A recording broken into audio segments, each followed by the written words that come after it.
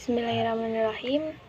Assalamualaikum warahmatullahi wabarakatuh. Perkenalkan, nama saya Ira Febri Handayani dengan nomor NIM 530102000044. Di sini saya akan mempresentasikan materi tentang periode Madinah, yaitu perkembangan dakwah Nabi Muhammad SAW periode Madinah. Yang pertama, kondisi masyarakat Madinah sebelum Islam datang. Pada saat itu, penduduk Yastrib sebagian besar memeluk agama Yahudi, Nasrani, dan pagan atau penyembah berhala. Yang memeluk agama Yahudi tentu saja bangsa Yahudi sendiri dan sebagian kecil bangsa Arab. Sedangkan yang memeluk agama Nasrani adalah Bani Najran yang merupakan kelompok minoritas di Yastrib. Adapun suku Aus dan Khazraj adalah penyembah berhala sebagaimana umumnya masyarakat Arab pada masa itu. Namun demikian, pengaruh agama Yahudi sangat besar, terutama ajaran tentang satu Tuhan. Ajaran ini banyak memengaruhi kepercayaan bangsa Arab di Yastrib, dan hal ini memudahkan mereka dalam menerima ajaran Islam yang juga sama-sama agama Tauhid. Di Yastrib terdapat daerah persawahan dan perkebunan yang menjadi sandaran hidup penduduk setempat. Penghasilan terbesarnya adalah kurma dan anggur. Kurma merupakan hasil alam yang memberikan manfaat banyak bagi kehidupan mereka. Secara ekonomi, kaum Yahudi menguasai bagian terbesar dari kegiatan perekonomian di Yastrib, seperti perdagangan, pertanian, dan peternakan.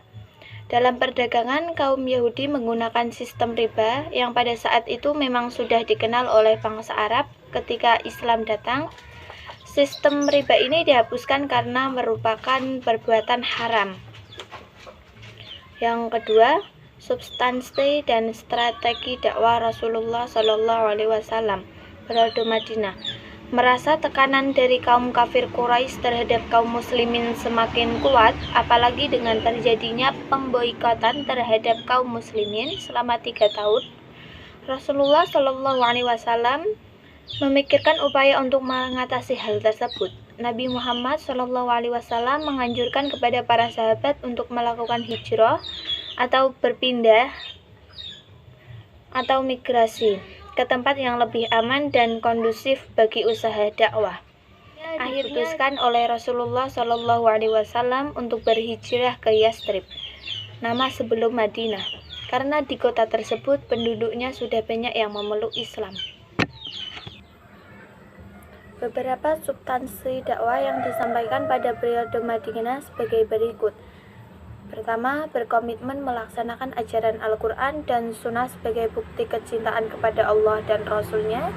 Yang kedua, mensosialisasikan Sunnah Nabi SAW baik dengan cara tausiah, memberikan keteladanan maupun berdiskusi. Yang ketiga, berakhlak mulia kepada sesama manusia seperti tolong-menolong dalam kebaikan, memberikan manfaat kepada sesama manusia, memberikan manfaat kepada orang lain, serta memaafkan kesalahan orang lain. Yang keempat, memelihara silaturahmi dan kerukunan sesama manusia, khususnya kerukunan sesama orang yang melaksanakan rukun Islam. Yang kelima, memiliki usaha untuk selalu berhijrah dari kondisi yang buruk ke yang baik, dan dari kondisi yang baik menjadi yang lebih baik. Yang keenam, senantiasa berjihad atau berjuang di jalan Allah dengan mengikuti petunjuk Al-Quran dan Sunnah, bersikap sabar dan tidak merusak. Yang ketujuh, merawat dan melestarikan masjid dengan menjaga kebersihannya dan mengisinya dengan kegiatan ibadah sehingga terwujud kehidupan yang islami. Adapun pokok strategi dakwah yang dilakukan oleh Nabi Muhammad SAW di Madinah yaitu sebagai berikut. A. Mendirikan masjid. Masjid yang dibangun oleh Rasulullah SAW dan sahabatnya di Madinah adalah Masjid Nabawi. Masjid itu dibangun di atas tanah milik 2 orang anak yatim, yakni Sahal dan Suhail, setelah dibeli oleh Nabi SAW selain sebagai Tempat ibadah dibangunnya masjid tersebut bertujuan untuk tempat belajar, pertemuan, memecahkan masalah-masalah yang berhubungan dengan masyarakat dan membicarakan strategi dakwah. B. Mempersaudarakan kaum Ansor dan Muhajirin. Nabi Muhammad SAW menjadikan untuk setiap Ansor seorang saudara dan Muhajirin. Cara tersebut dilakukan bertujuan untuk mengukuhkan persatuan umat Islam di Madinah. Persaudaraan ini didasarkan atas persaudaraan seagama dan bukan atas dasar kesukuan. C. Membina hubungan antara kaum muslimin dan non-muslimin. Nabi Muhammad SAW merasa perlu mengatur hubungan dengan golongan non-muslim di Madinah. Perhatian beliau saat itu bertujuan untuk menciptakan keamanan, kebahagiaan, dan kebaikan bagi semua manusia. Nabi Muhammad SAW kemudian mengatur kehidupan di Madinah dalam satu kesepakatan yang dikenal dengan Perjanjian Madinah. D. Meletakkan aturan dasar untuk masyarakat Islam. Di Madinah banyak turun ayat Al-Quran yang berkenaan dengan aturan ibadah, ritual seperti sholat, puasa, zakat, dan hukum-hukum yang berkaitan dengan pelanggaran atau larangan, jinayat atau pidana. Selain itu juga turun sandaran hukum Islam kedua, yakni hadis, aturan dasar penting yang menyangkut arah kiblat juga terjadi di periode Madinah. Sebelumnya arah kiblat kaum muslimin adalah Baitul Maqdis, kemudian berpindah menghadap ke Ka'bah setelah Rasulullah SAW menerima wahyu. E. Menciptakan kesejahteraan umum. Nabi Muhammad SAW mewajibkan orang kaya agar mengeluarkan zakat untuk diberikan kepada fakir miskin agar kaum muslimin saling menolong dan membantu. Selain memenuhi kewajibannya, berzakat juga dapat meningkatkan taraf hidup orang lain lebih sejahtera. F. Mengembangkan pendidikan dan dakwah. Dalam melaksanaan syiar agama Islam dibutuhkan orang-orang yang pandai dalam membaca dan menulis. Oleh karena itu, Nabi Muhammad SAW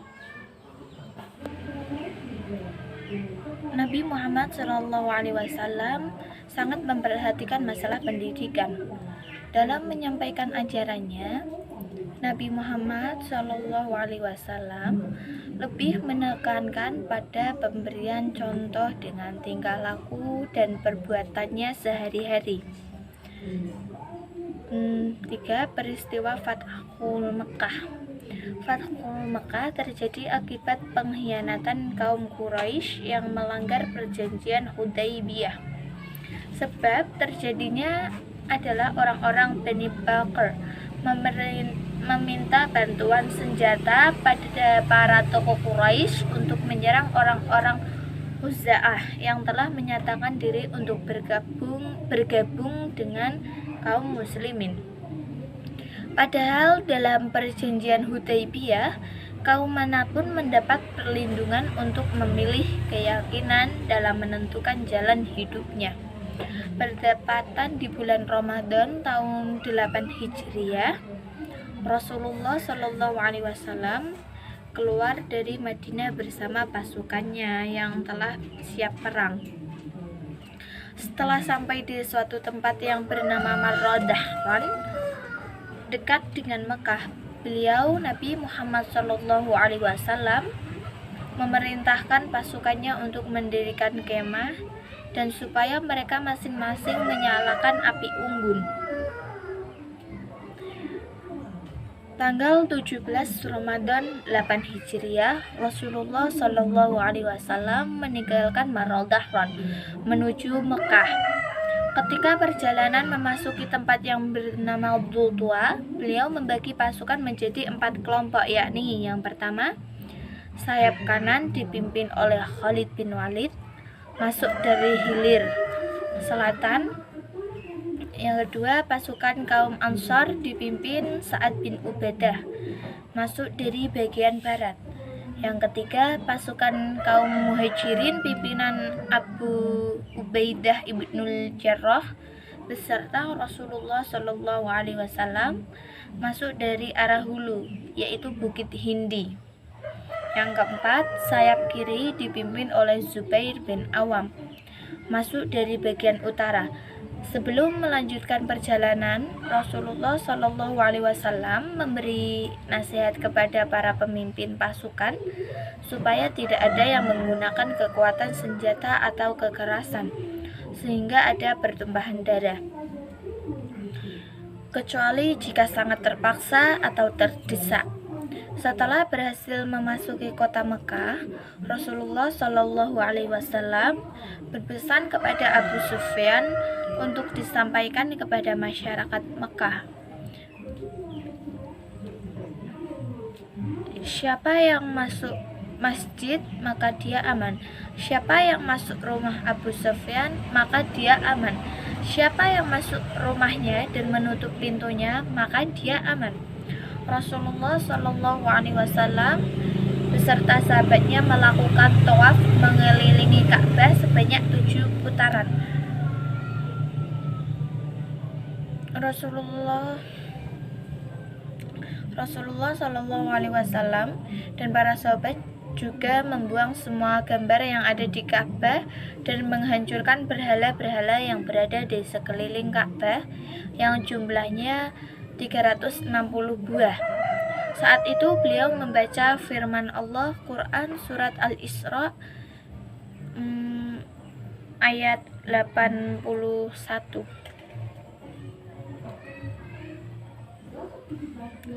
Setelah peristiwa Fathu Makkah, banyak para utusan kabilah-kabilah Arab datang menghadap Rasulullah Shallallahu Alaihi Wasallam untuk menyatakan diri memeluk agama Islam. Kemudian disusul pula dengan turunnya surat Al-Ansor, turunnya surat An-Nas, yang menggambarkan kedatangan utusan-utusan itu serta menyuruh Rasulullah Shallallahu Alaihi Wasallam memohon ampun untuk mereka. Tahun datangnya para utusan tersebut disebut Amul Wufud yang terjadi pada tahun 9 Hijriah.